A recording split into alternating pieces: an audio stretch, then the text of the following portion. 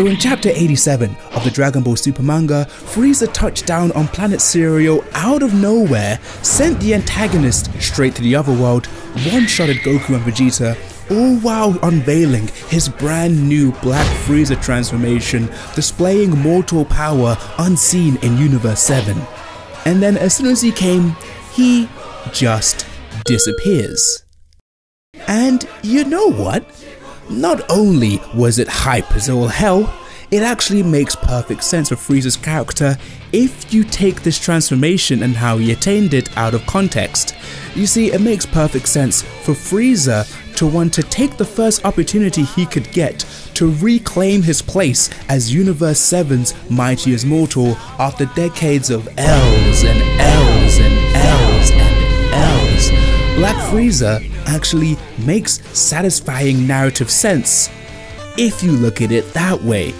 The issue is that the transformation doesn't occur in isolation. If Black Frieza had come about as the culmination of an arc centered around Frieza wanting to reclaim his position as Universe 7's mightiest mortal, then it would be fine. Or even if it was to lead into an arc centering around Frieza as the main antagonist or an anti-hero protagonist role, that would be great. But instead we're getting whatever the hell this is. So as it stands, Black Frieza was introduced as nothing more than to act as the grand finale, another out of nowhere plot development, and to cause the abrupt end of an arc that made zero narrative sense.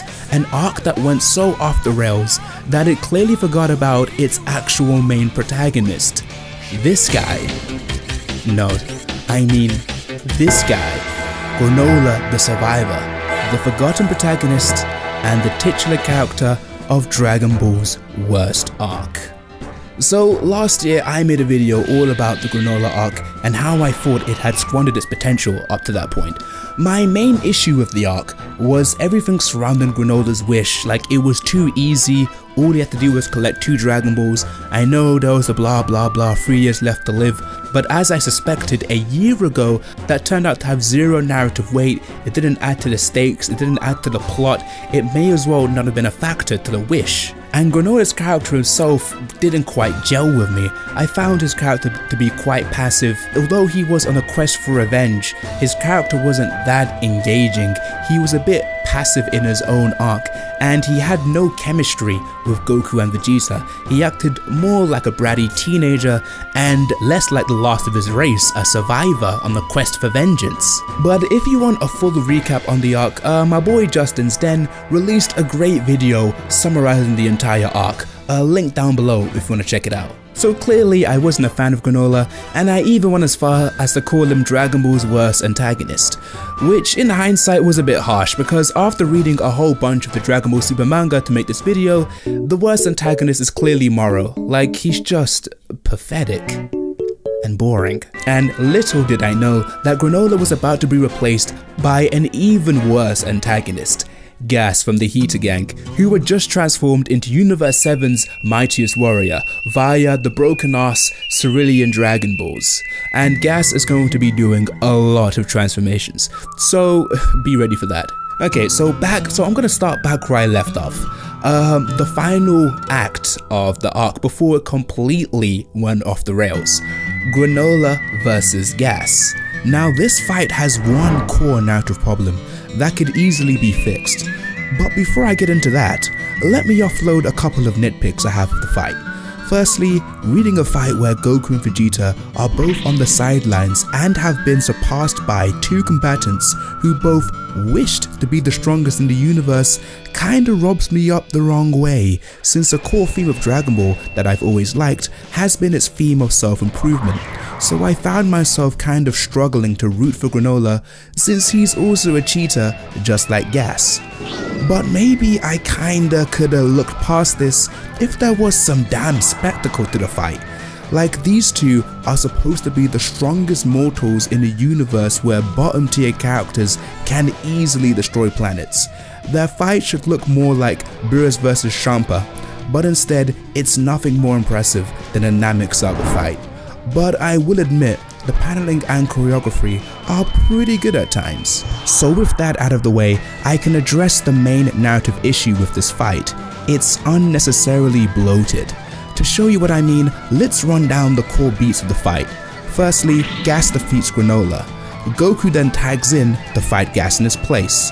Granolah comes back, fights Gas, gets the upper hand, but then Gas transforms, firstly into a Hulk berserker form out of nowhere that apparently his whole family could always do, and begins to beat the shit out of everyone, but especially Vegeta for some reason. And then Gas transforms again, this time into his strongest in the universe, for real this time form. Gas then defeats Granolah again, and then Goku tags in to fight Gas in his place again. I'm sure you can see the issue here. The story beats of this fight repeat themselves for no good reason. So what was really gained here? So Gas could transform into a form that's nigh identical to how he was before. I feel that this whole berserker thing was shoehorned in so Toyotaro could touch on Gas's Bardock related PTSD and elect using him as a weapon. But making this fight twice as long as it needed to be just wasn't necessary and is kinda sloppy writing. Especially since I think this arc needed a chapter dedicated to giving some more depth to the Heeter gang, because man, they really needed it. So let's talk about them and their shortcomings, as they are the true antagonists of this arc. Because initially Dragon Ball fans, myself included, thought it was refreshing to see a group of antagonists who use more wits, cunning, and information brokering to gain an upper hand on their enemies who didn't rely strictly on brute force. Just for them to wish for the ultimate form of brute force incarnate being Gas as Universe 7. And as the arc went on, the Heeter gang became more and more boring and uninteresting. Like, the two prime offenders have to be Maki and Oil. Maki and Oil are just boring generic henchmen. Like, one's a dumb guy and the other one's a snide bratty girl. But what really disappoints me here was that there was almost something there with the brotherly connection between Elec and Gas, as initially it seemed as though there was at least some level of sibling camaraderie and respect between the two of them. But then as the arc went on, Elec just becomes a one-note mustache twirling evil villain like, oh, I'm just using you, Gas, and then Gas becomes a one-dimensional Elec simp. Like, why does Gas care so much for Elec to impress Elec? Maybe this is the One Piece fan in me, but a nice villain flashback would have been nice to flesh out the bond between Elec and Gas. Like, not whatever the hell. This is an actual flashback.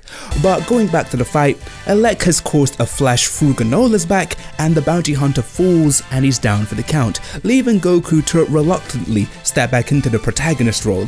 But there is something a bit off about Goku's character, and I'll admit the instant transmission planet hopping adventure between Goku and Gas was pretty fun and did actually get a laugh out of me, but Goku's characterization was just bothering me. Like, for some reason Goku now needs a deep philosophical reason to fight a strong opponent. Like, admittedly this is more interesting than Waku fucking Dragon Ball Super Anime Goku, but it's a bit off for his character. Well, that's because this just foreshadows a weird retcon that Toyotaro is cooking up, because when Whis tells him that he needs to develop his own style for Ultra Instinct, that he's been telling him that, well, that's just a lie, but more on that later. Because before we get onto that,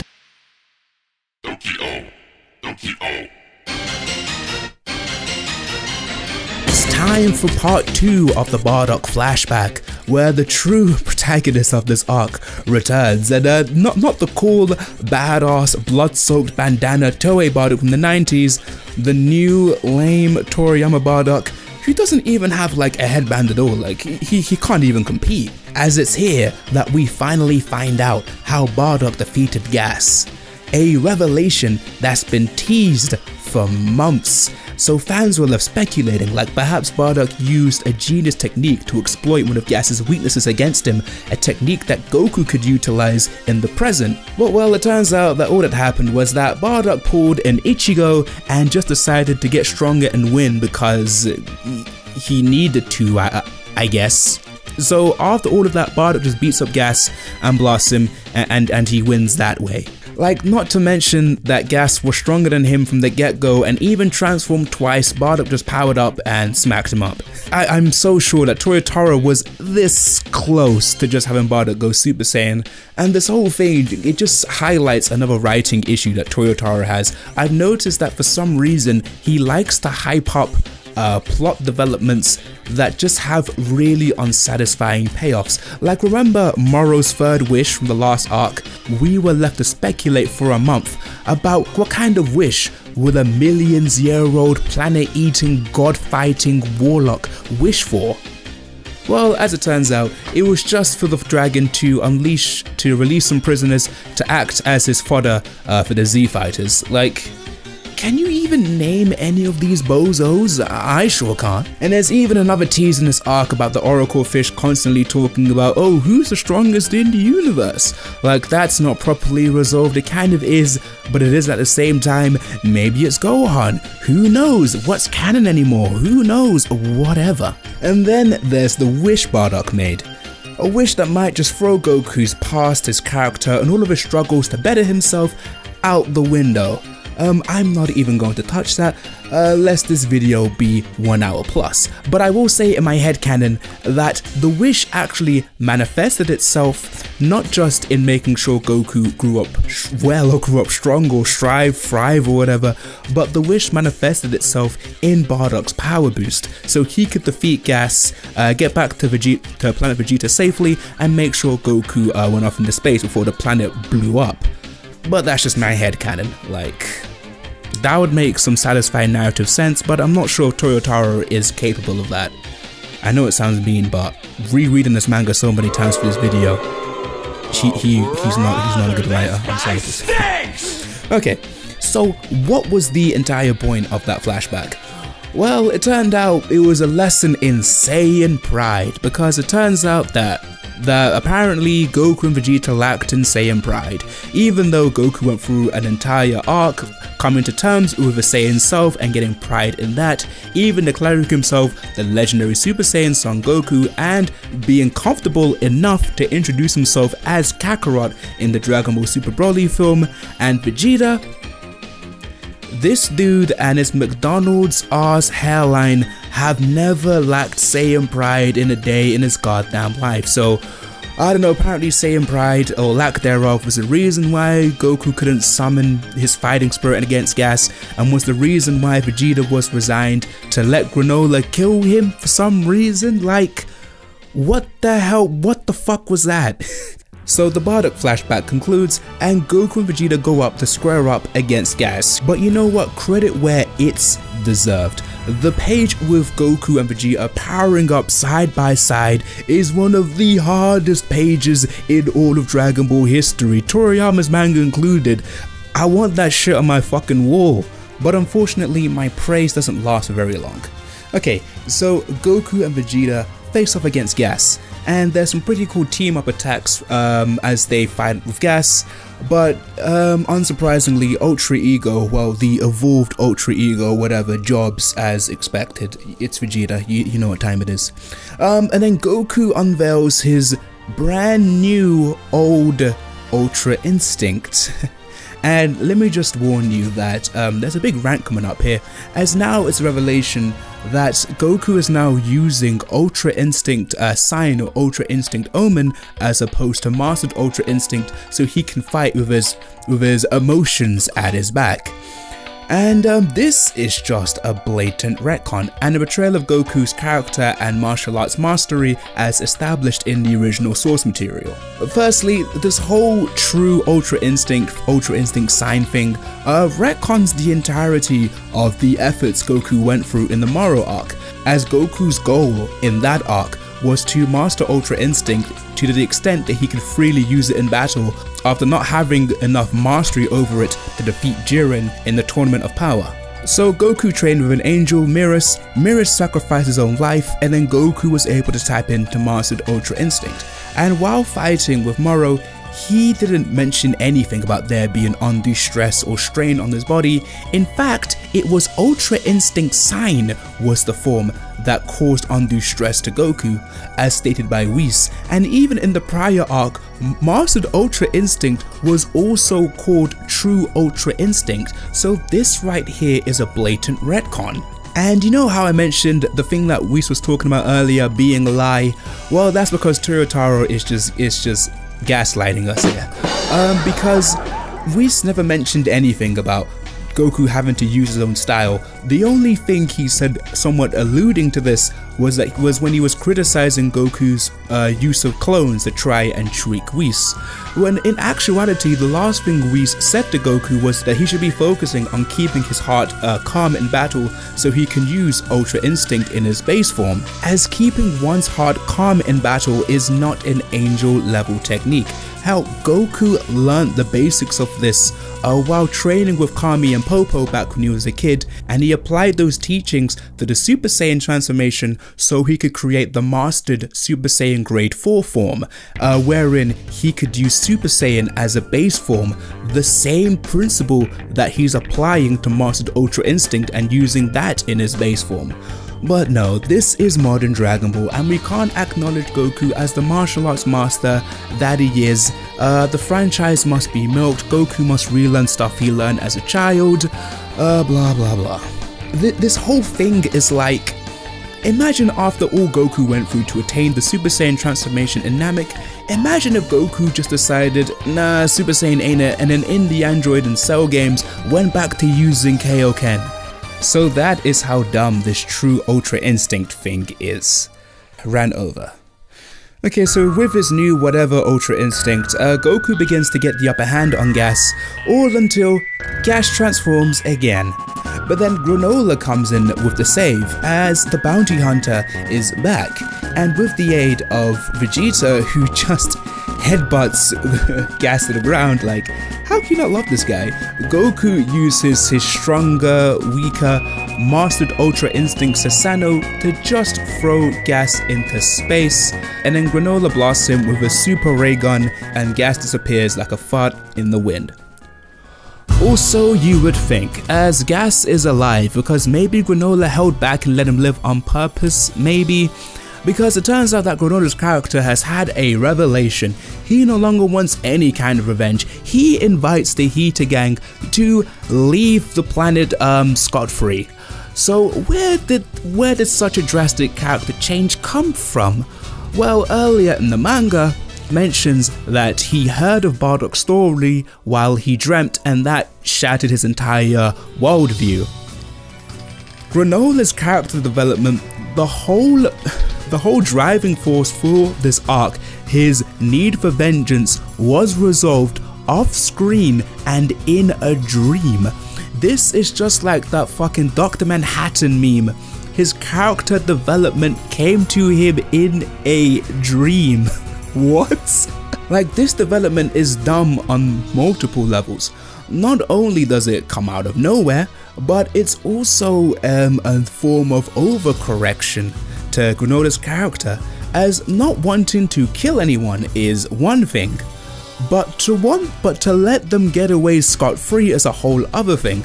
Like, these guys still hunted down and killed your mother like she was a dog, would have killed you, would have killed Granolah as a child, and then let Granolah work for them for nigh 50 years. At the very least, they should be rotting away in that galactic prison. Granolah letting them just get away completely doesn't make any sense at all. He's not a fighting maniac like Goku, who would be itching for a rematch. Like, if these guys come back and then blow up your planet while you're asleep, like, what then, Granolah? What then? But of course, as per usual, and say it with me now, Gas transformed again, this time into some zombie kind of thing. But once again, I'll give credit to Toyotaro where it's due, because it's at the 11th hour that he finally does something interesting with this whole thing about people wishing to be the strongest in the universe, as Gas's very life force is being burnt away to sustain his new powers right in front of everyone's eyes. Like, from going from not even Namek Saga level to God tier in an instant, the price to pay should instantly be as steep. All of these, oh, shortened lifespans, get that weak shit out of here. This is way more narratively interesting and satisfying. So talking about paying a steep price, this is where the video comes full circle, as this is where Freeza touches down, eviscerates the antagonist, exposes Elec as the bitch he is before vaporizing him, one-shots Goku and Vegeta, hires some new staff. So you'd think that Maki and Oil would have a bit of a more emotional reaction to seeing half of their family get brutally murdered in front of their eyes, but these characters just stink. I hope I never have to see them again. And then, yep, Freeza just leaves, and then the arc ends. But okay, let's step back a bit and re-examine the ending and how it affects our green-haired protagonist antagonist Granolah, because on re-examination it just gets worse. Like, this character, he didn't get revenge on the man who killed his mum. His character arc was concluded off screen. He didn't get revenge on the man who orchestrated the genocide of his entire people. Like, when Freeza was on screen, you would have thought that him and Granolah would have at least exchanged a line, but nope, nothing.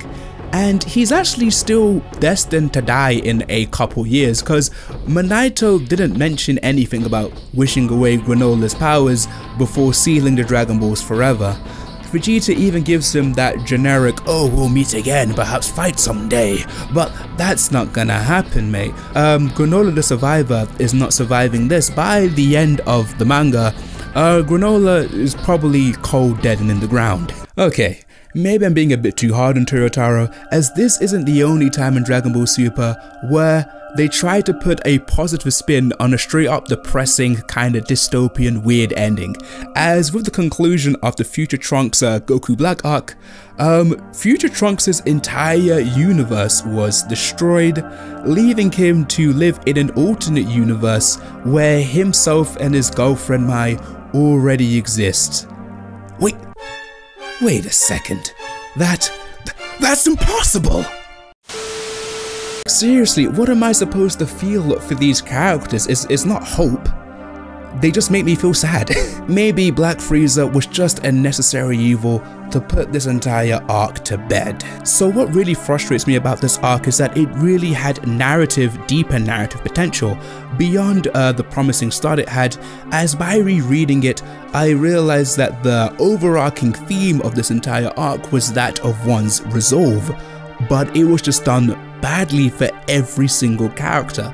Like, Granolah's resolve to get revenge for his people was remedied off screen. Gas's resolve to prove himself to Elec had no narrative substance behind it. Goku and Vegeta's resolve needed Saiyan pride for some reason. Bardock's resolve led to a nonsense power boost, which just isn't how Dragon Ball works, as all the resolve in the world couldn't help him against